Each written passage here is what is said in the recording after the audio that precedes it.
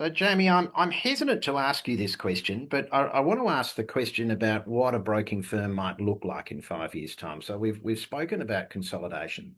So there's your broking firm, which is obviously quite a large one. But if I was to go to, let's just say the average broking firm today is most likely a one-man band, and it probably is a man.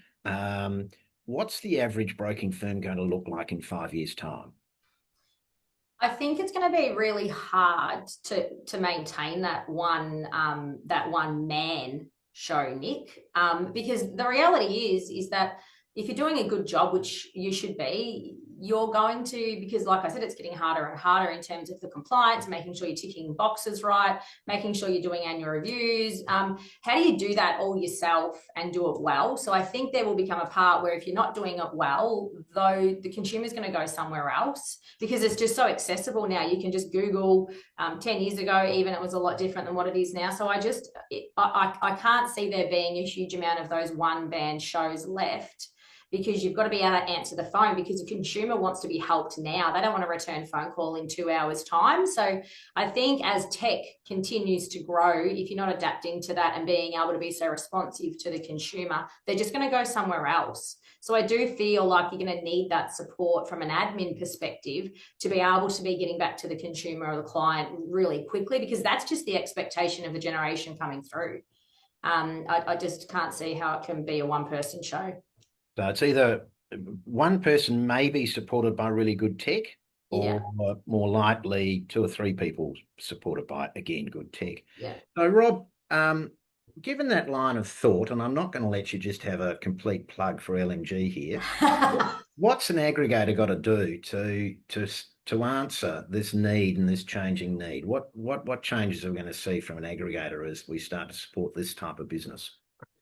I just think, as Jamie said, tech's going to play an all important. So if you want to be a one man band, I think you can still in 5 years' time still be relatively successful as a one man band. But yeah, 100% got to embrace tech, and lean on your aggregator to teach you what's available at the moment and what's going on. The other thing is we've just launched the on demand for you get help from an outsourcing company per file, so you can instead of employing a full time resource, you can employ them as you need them. If you don't embrace developments like that, or by embracing the tech, I think the one man band will slowly die. And payroll tax will have a part to play in that as well, anyway.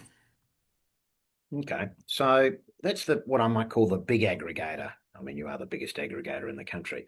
Sean, you're one of the more smaller specialized aggregators. Does your sort of support fall into step with Rob's, or does it have a slightly different focus I to think it, it do you think? depends on what your customers, and by that I mean their brokers, want. So some will want a lot of support and a lot of help. Others will want to, I suppose, choose their own adventure. For me, in my conversations with brokers, and it's really important.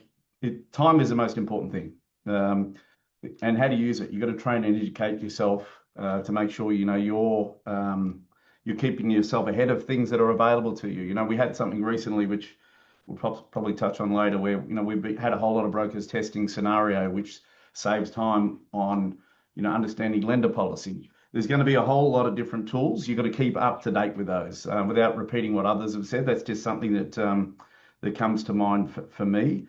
And as an aggregator, we've got to help train our brokers. So training and educating, making sure you're utilising the most of what's available to you.